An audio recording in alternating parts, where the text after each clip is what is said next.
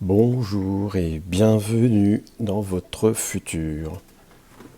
Et pour le coup, cette fois, on parle bien du futur. Ah oui, le monde d'après, peut-être.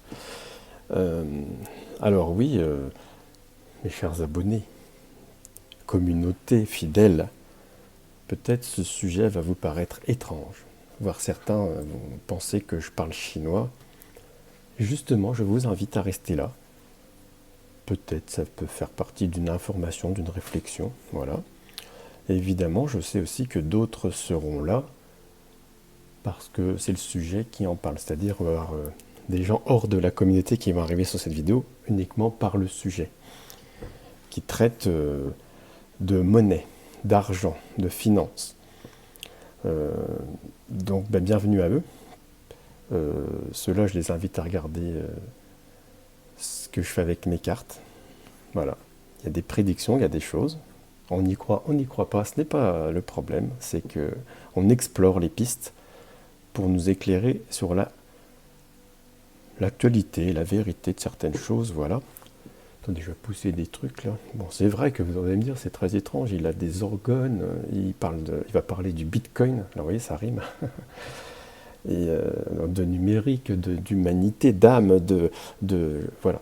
En fait, vous savez, pour moi, tout est lié, pour moi, il n'y a pas de souci, voilà, je le répète à chaque fois, nous sommes là-dedans, hein, nous sommes là-dedans, nous sommes dans une pensée commune, et que nous soyons dans nos âmes communiquent entre elles d'une certaine façon, ou que nous soyons dans une réalité parallèle, ou que nous soyons dans un algorithme, peu importe, ça n'a pas d'importance. Nous sommes connectés. Alors, voilà, la preuve, si vous êtes là en train de regarder cette vidéo, pour certains, ça leur apporte du bien, et on est quand même un peu dans l'humanité. Oui, en même temps, je vais mettre mes cartes dans l'ordre, parce que ça fait partie de mon protocole. Euh, Si vous arrivez ici par cette vidéo, que vous soyez abonné ou non, c'est parce que, d'ailleurs, c'est des machines qui vous amènent là. Bah oui, c'est votre téléphone portable ou votre ordinateur par le biais d'un algorithme qui un jour vous a proposé une de mes vidéos. Parce qu'en fait, personne d'entre vous n'a cherché les cartes en main. Voilà. C'est arrivé pour des raisons X ou Y d'intérêt. Voilà. Donc voilà, nous arrivons dans un monde, alors pour reprendre un peu l'historique, vous savez que je ne suis pas le seul, que ce soit d'ailleurs tireurs de cartes ou gens qui font des projections, pour pas dire des prédictions, il semblerait que l'économie telle que l'on la connaît risque d'arriver à une fin certaine.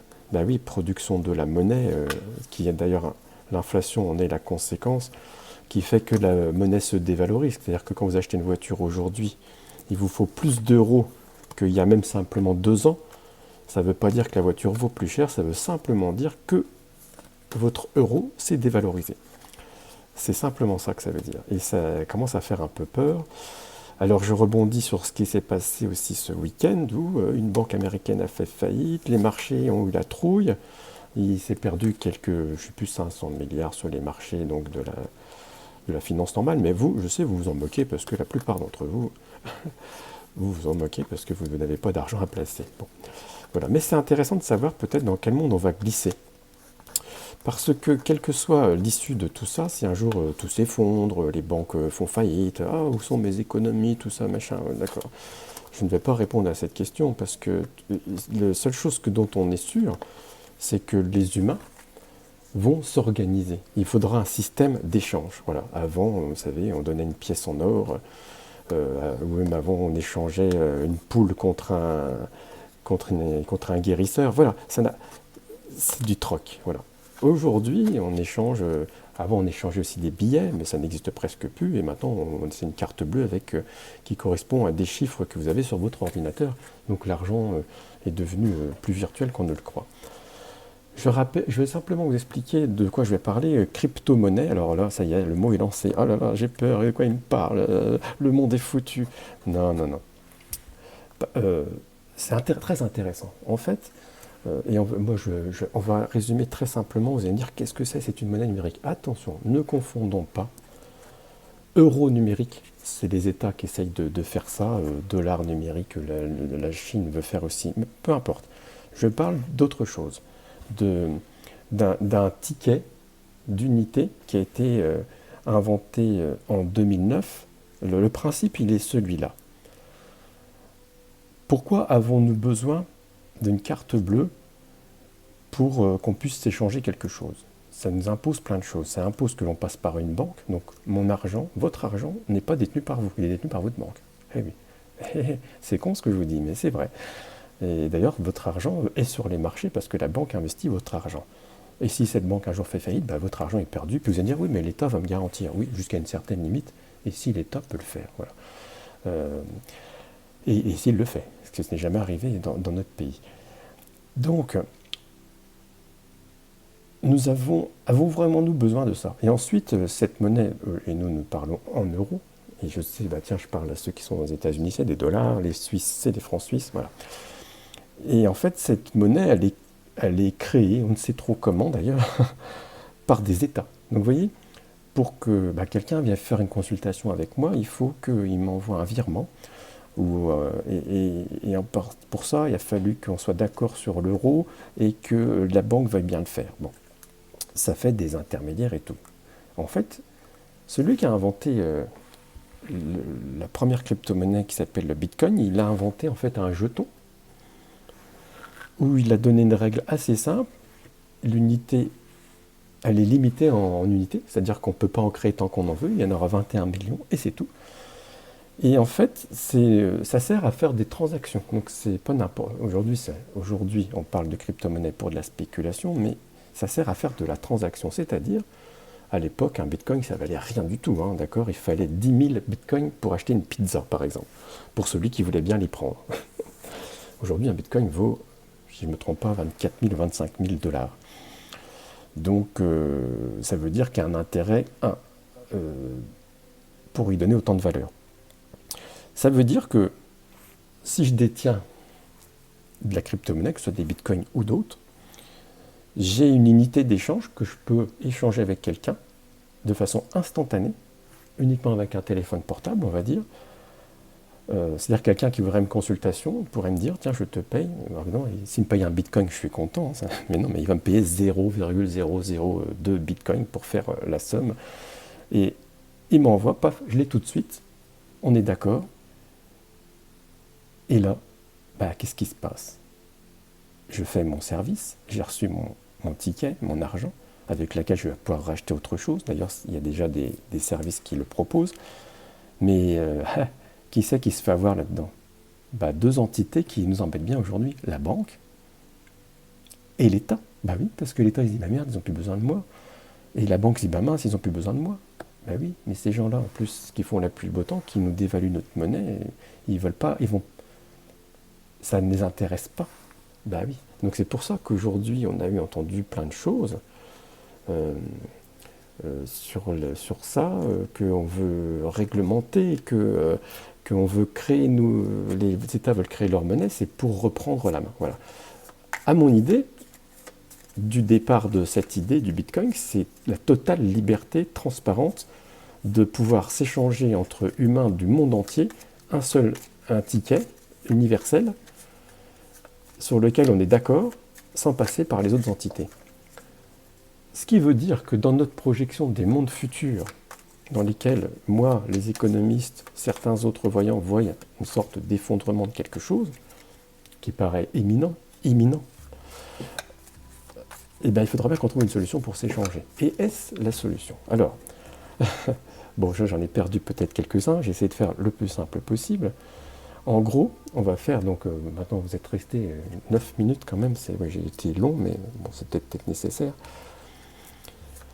Bon, pour ceux qui ne savaient pas, ils ont peut-être appris quelque chose, puis ceux qui savent, ils se disent, bon, il a quand même simplifié la chose. Oui, tout à fait. Alors, ce qui va nous intéresser, et vous connaissez ma neutralité, hein, comme quand j'ai fait la Coupe du Monde, j'ai fait les matchs de l'équipe des gars, donc les résultats étaient justes, malgré que j'avais envie que la France gagne, je n'ai pas trouvé que la France a gagné, et je l'ai dit.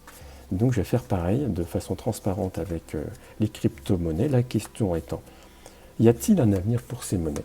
Est-ce une solution d'avenir? Ou est-ce la fin? Ou est-ce une arnaque totale? Et est-ce que ça va s'effondrer? Si notre système financier s'effondre, est-ce qu'il va résister? Il s'effondrera aussi. C'est aussi une possibilité. Alors attention, et vous connaissez ma neutralité.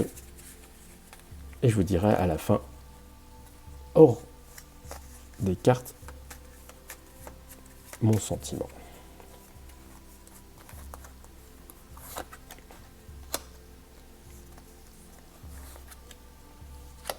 Alors je vais faire attention parce que vous avez vu que j'ai eu un truc YouTube là, parce que quand on tire, celle-là d'ailleurs, hop, alors oui, donc on va la cacher, c'est drôle, hein, et je peux pas le savoir que c'est celle-ci qui va sortir. Donc, hop, on va la cacher avec mon petit orgone, voilà, alors vous allez rire, hein. C'est pourquoi, voilà, YouTube considère que ça c'est de la nudité, hein, la carte de l'étoile, et donc, ils m'ont mis ma dernière vidéo, mon avant-dernière, sous réglementée aux adultes. Hein. Ah oui, une femme nulle, hein, vous avez vu. On voit des filles danser dans des états pas possibles sur toutes les chaînes, et puis voilà. Alors, qu'est-ce que veut dire ce tirage? Dans un premier temps. Alors, dans un premier temps, avec l'ermite, retourné, en plus, voilà. Ça veut dire qu'on cherche encore la solution. C'est-à-dire que aujourd'hui, c'est un peu...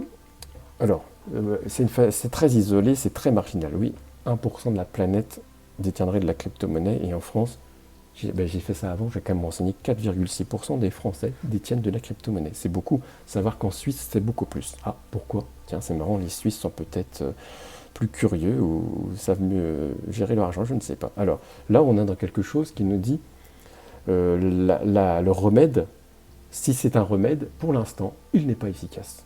Nous sommes ici, on n'est pas dans le futur.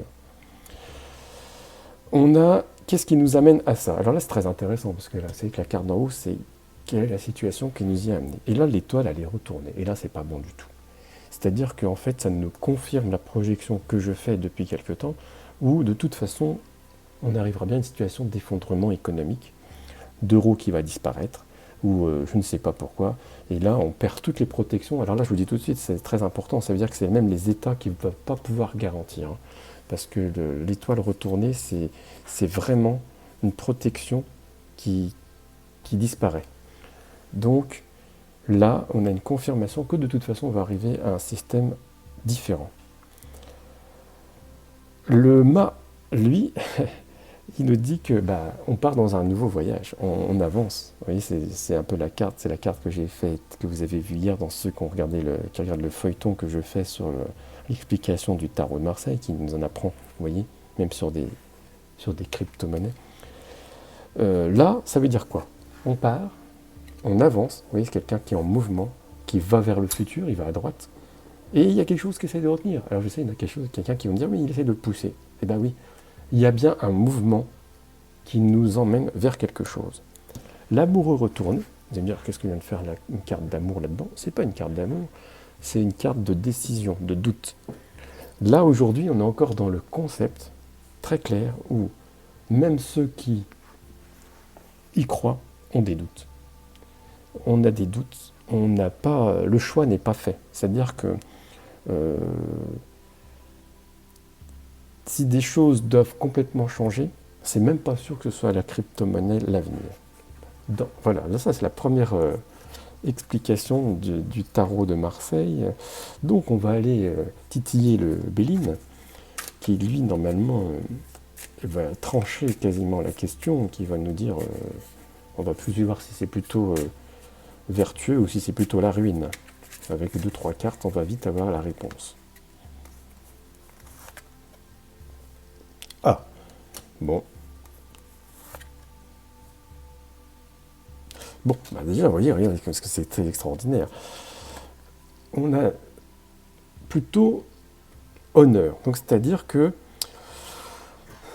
ça semble être une solution de repli. Pour l'univers, d'accord? Mais on a ici l'inconstance. Et l'inconstance, elle nous dit quoi? Il y a des hauts, il y a des bas, il y a des hauts, il y a des bas. On est vraiment dans cette période-là pour l'instant. Le tirage ne veut pas trancher la question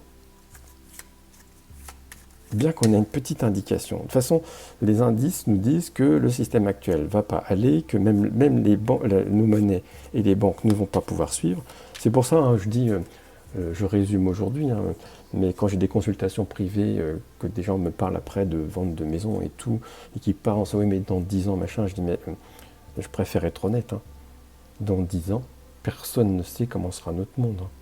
La preuve, nous communiquons aujourd'hui par visio, pour faire des tirages de cartes, alors qu'il y a 3-4 ans, je pensais que c'était pas bien de le faire en visio. Voilà. Quand Internet a déboulé en 97, 96, moi je disais c'est n'importe quoi. Et vous savez, il y a eu cette bulle Internet où il y a eu des tas de sociétés qui se sont créées et qui ont d'un seul coup disparu. Et puis on avait tous peur de se faire pirater nos comptes par Internet avec notre carte bleue. Puis finalement, on achète tout sur Internet. L'évolution est là. L'évolution est là. Et si on se l'approprie, ça fonctionne bien. Parce que vous voyez, vous êtes sur YouTube, même si vous allez dire il y a des censures, tout ça, oui, mais nous sommes quand même là. Et vous prenez bien l'information que vous voulez, et vous apprenez des choses, et vous passez du bon temps. C'est quand même ça qui compte.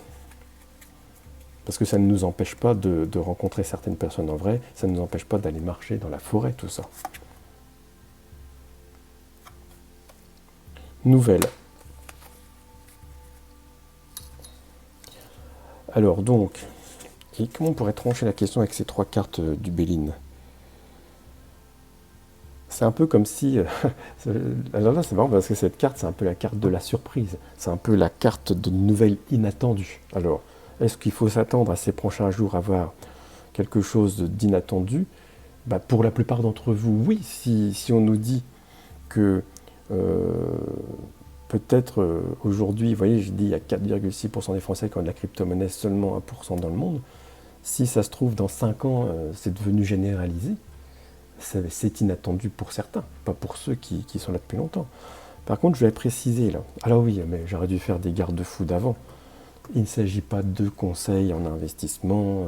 Voilà, ceux qui n'y connaissent rien, vous vous informez et puis vous regardez ça comme un divertissement. Parce que je vais quand même parler de cette carte, la numéro 13, qui est l'inconstance.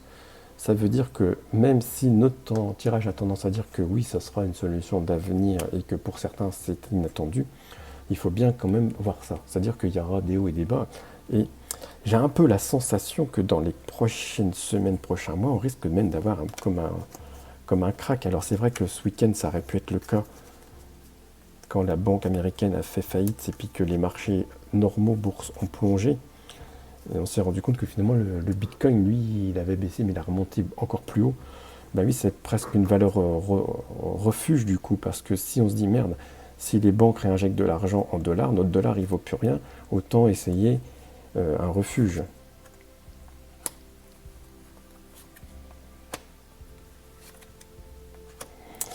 Tiens. Tout ça, ça va demander des réglementations. Tout ça, ça nous demande de changer pas mal de concepts. Le voyage, lui, nous dit que merde, c'est encore différent d'avant. Bah oui, nous vivons finalement une époque formidable. Il n'y a pas que des choses pas bien, il y a aussi le fait qu'on voit quand même des nouvelles choses arriver qui peuvent nous servir. Flamme jumelle avec justice, j'avais du mal à comprendre, mais je le comprends. C'est oui, les justices, les États, les réglementations veulent faire la même chose. Flamme jumelle, c'est-à-dire que on a des crypto-monnaies qui existent déjà depuis longtemps et on veut légiférer. Donc on va créer un euro numérique. Et un euro numérique a d'ailleurs un nom très simple, déjà euro. Donc ça veut dire que déjà, on n'est plus dans ce qu'on appelle la blockchain où on est entre nous, pas d'intermédiaire. On est déjà dans l'intermédiaire de l'État qui a créé cette monnaie. Et du coup, c'est ce que les États veulent faire actuellement. Et au début, ils discréditaient complètement. Aujourd'hui, ils ne discréditent plus trop parce qu'ils veulent se l'approprier, comme d'habitude, bien sûr.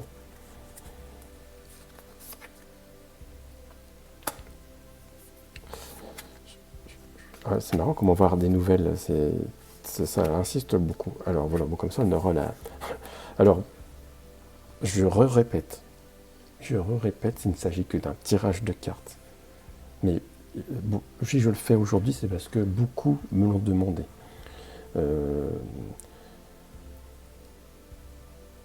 Pourquoi beaucoup s'interrogent? Nous sommes dans une logique. Nous sommes dans une logique de vous savez, l'humanité veut faire de la croissance, de la croissance, de la croissance. Mais nous, c'est pas forcément ce qu'on veut. Nous, on veut être heureux. Enfin, vous qui regardez cette vidéo, ce que vous voulez, c'est ce qui vous importe, c'est vos relations autour de vous, de votre famille, votre santé, c'est ça qui vous intéresse. C'est pouvoir être libre, peut-être voyager pour certains, trouver l'amour pour d'autres, peu importe. C'est ça qui vous intéresse. Et le matin, quand vous allumez la télé, je sais qu'il y en a beaucoup qui ne le font plus, mais ce qu'on vous parle, c'est pas de ça. On ne vous parle pas d'amour, de bien-être, de voyage. On vous parle de PIB, d'inflation, de retraite avec l'âge, et puis c'est ce qui compte, c'est l'économie. Il n'y a plus que ça qui compte. Alors vivement qu'on ait l'économie du bonheur. Hein. Vous savez, c'est un concept. Et donc, comme on veut toujours faire plus, ce qui compte, c'est la croissance. Ben, on veut faire une croissance infinie, parce que comme on veut toujours faire plus, il y a un moment où plus, il y a un moment où ça va s'arrêter, parce que ça, c'est notre Terre. Hein. Elle est bien ronde, a priori. Je pense que oui. Mais elle est finie. La matière, il n'y en aura pas. Voilà. Une fois qu'on aura puisé toutes les ressources, il n'y aura plus, quoi. Et donc, c'est pour ça que moi, comme je pense que les choses sont bien faites, il y a eu, vous savez, le Covid, ça a arrêté le monde, mais on n'est pas, personne n'est mort de s'être arrêté. Ça a montré qu'on pouvait s'arrêter et continuer de vivre. Eh bien, il se passera donc des événements. Pour ceux qui s'y sont préparés, ça sera mieux que pour ceux qui ne s'y sont pas préparés. Ça, c'est certain. Et comme nous arrivons tous à une conclusion que si ça s'effondre, et les indicateurs ont l'air de le dire, ça risque d'être difficile. Moi, ce qui me fait peur, il y aura toujours, comme d'habitude, il y aura deux coups. Il y aura un coup plus un deuxième coup. C'est-à-dire qu'il y aura un premier coup où, en fait, les États vont nous dire oh, on va vous sauver, donc on va encore être asservis. Vous savez, on a tellement peur de perdre. Moi, je dis vous, nous, pas moi.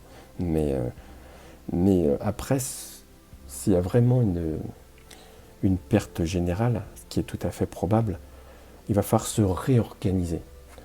Il va falloir se réorganiser à zéro. Mais ça commencera d'une façon locale, à mon idée. C'est-à-dire qu'on s'organisera avec nos voisins, mais on ne va pas faire du troc. Je ne vais pas faire un tirage de cartes contre une poule, quoique, pourquoi pas, contre du pain, et pourquoi pas.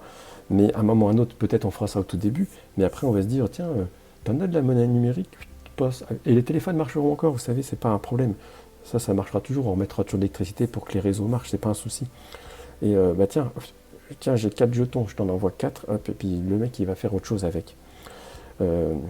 C'est comme si, par contre, ça insiste mon tirage, il y a un message qui nous arrivera bientôt. Là, ça insiste beaucoup. Peut-être, justement, moi j'ai un temps d'avance, je vous parle de crypto-monnaie en ce moment, et peut-être ça va faire la une des journaux dans pas longtemps. Vous allez rigoler. Et j'ai quand même réussi. La conclusion du tirage, elle est quand même simple. Effectivement, nous n'échapperons pas, et je ne dis pas qu'il faut acheter du Bitcoin, et je ne dis pas chacun fait ce qu'il veut. Mais on est dans une tendance à nous dire que ça sera inaltérable. Aussi bien qu'Internet a eu du mal à démarrer et il est là, aussi bien que les réseaux sociaux, c'était très nébuleux dans votre tête il y a 15 ans, mais maintenant ils font partie de votre vie pour la plupart. Certains en sont esclaves, certains les utilisent à bon escient.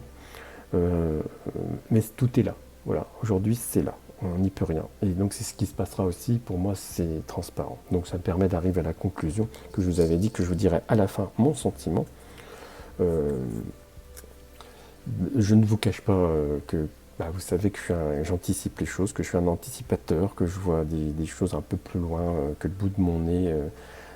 Pour ma part, j'ai déjà franchi le pas de ça il y a déjà assez longtemps. Donc j'ai vécu ces hausses, ces baisses, voilà. Et pour moi, c'est une technologie d'avenir et je n'ai absolument pas peur. Vous savez, certains ont peur de l'intelligence artificielle, tout ça. Moi, je n'ai même pas peur de ça parce que c'est artificiel, justement. Et nous sommes dans un monde artificiel, d'accord? Ça ne changera jamais nos pensées, ça ne changera jamais nos sensations. Quand les synthétiseurs sont arrivés dans les années 80, moi je faisais de la musique, et ben je peux vous dire que j'avais peur. J'ai dit, mais on se rend compte, avec les boîtes à rythme, il n'y aura plus de batteurs, il n'y aura plus de musiciens, on va pouvoir tout faire. Et vous voyez, ça ne change rien, il y a toujours des spectacles, les spectacles sont toujours pleins, il y a toujours des gens sur scène, il y a toujours des gens qui jouent de la guitare dans la rue.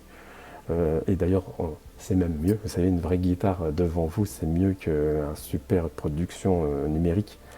Et les deux cohabitent très bien. Toute technologie, toute avancée, au départ, son inventeur, il le fait pour le bien des humains. Ce qui se passe après et ce qui merde, c'est que c'est des gens qui veulent s'enrichir là-dessus et s'approprier la part du gâteau. Eh bien, ce monde va changer, j'en suis sûr, où à un moment, la part du gâteau, elle va se répartir parce que ça ne sera pas possible autrement. Et que même celui qui veut toujours plus, à un moment, il va comprendre que ça ne sert à rien. Et que la modernité actuelle et les nouvelles générations, moi j'y crois beaucoup. Il y en a que certains qui les traiteront de feignants ou je ne sais quoi. C'est faux.